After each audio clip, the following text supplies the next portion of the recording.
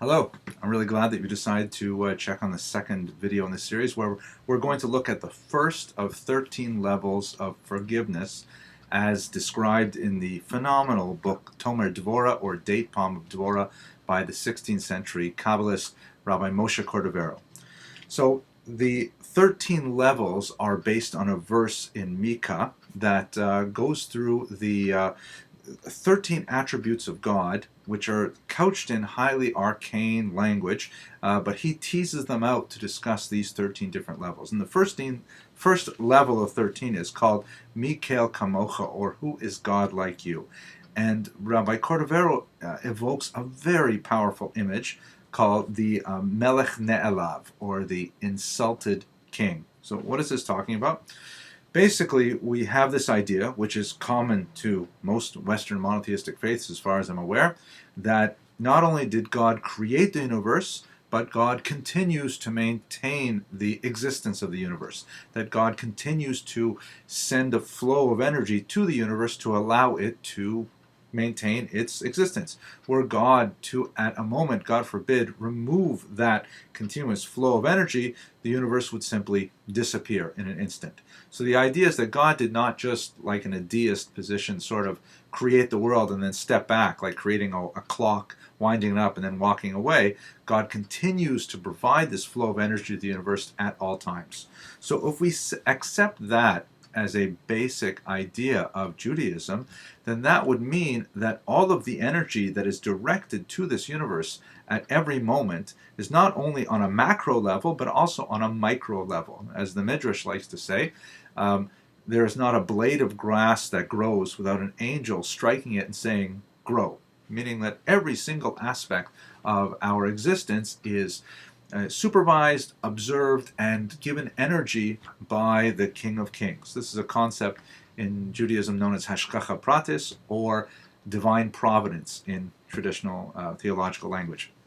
So, given those two ideas, that God is constantly providing energy for the maintenance of the universe, and that God is completely aware of everything that happens in the universe, then it follows that whenever we use our own will and our own energy to sin, we are actually subverting the very energy that God gives us to perform God's will, and we're using it against His will. It's as if an employer gives his servant a walking stick and gives him a mission to go off on a journey, and the walking stick is for the servant's benefit, but then the servant picks up the stick and begins to beat the boss with it. Meaning we're using God's energy against him. That's what's discussed in this first level of the 13 levels of mercy. The concept is really quite powerful if you think about it, also in the Midrashic context. By the way, Midrash are a series of ancient and medieval discussions of biblical texts, really ancient discussions, often recorded in medieval documents that provide sometimes poetic, philosophical interpretations of the text. These texts of Midrash are considered very holy by traditional Jewish readers. So one of the Midrashim, for example, discusses the splitting of the sea, which of course is entered into the wider culture of the Western world. The Jews leaving Egypt flee to the sea. God splits the sea, Charlton Heston with the sticks and things like that. The Jews travel through the sea, which is miraculously maintains its in place with the walls of the sea up like this, and the ground becomes hardened, allowing them to walk. And so as the Jews see that their escape is no longer barred and they can actually, flee from the Egyptians safely, what do? According to Medrash, they have some false idols, some statues, and they decide they should take them along with them through the waters of the sea. Now, just think about how mind-boggling that is. That here it is, God has, transformed nature. God has altered the behavior of water and gravity and all kinds of things in order to demonstrate His will and His concern for the slaves who were fleeing Egypt. And at that very moment, not only the Jews are not recognizing that, but they're actually taking advantage of that salvation in order to rescue their idolatry. And it's an amazing thing. Similarly, the Midrash there goes on to say that God is providing the Jews with manna in the desert for 40 years, and they're receiving all this manna. And some of them say, wow, this is great. We're getting food from the sky every night. Let's set some aside so we can offer some offerings to our false idols. Here it is, the very gift of God itself, and the Jews are using it contrary to his will.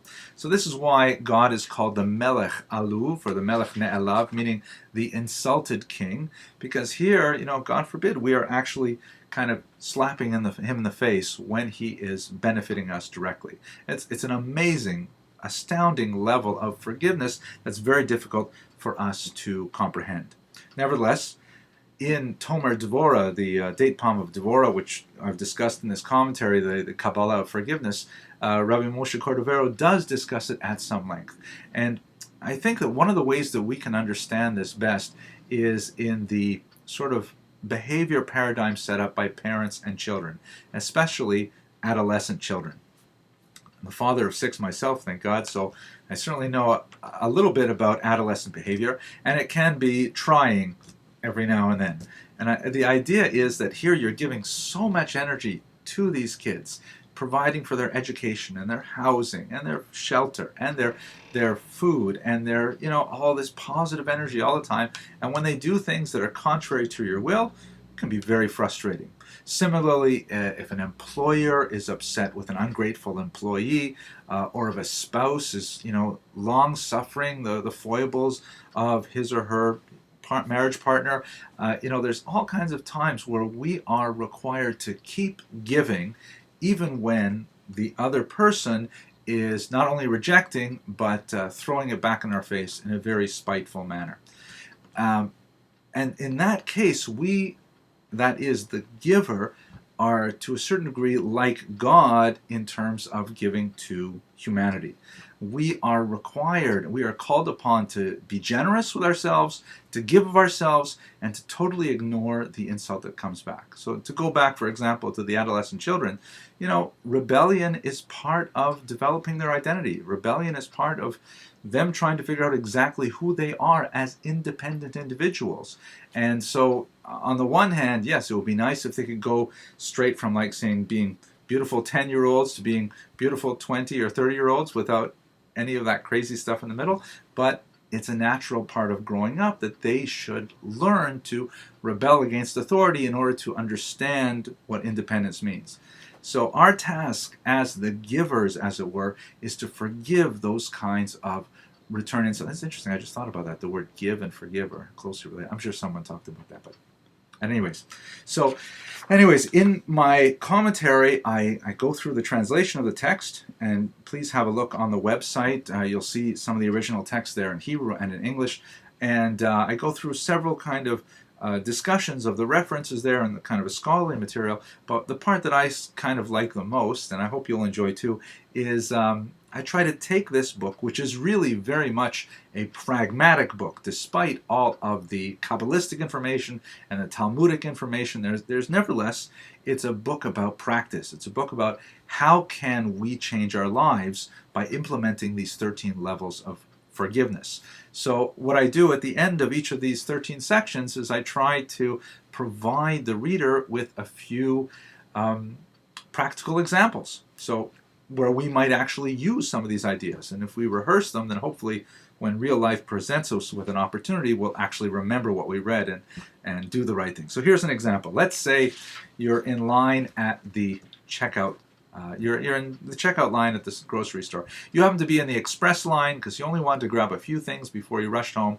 And, you're checking your smartphone, and a person behind you says, listen, do you mind? I'm really in a big rush, and I've got to get home. Could I just get ahead of you?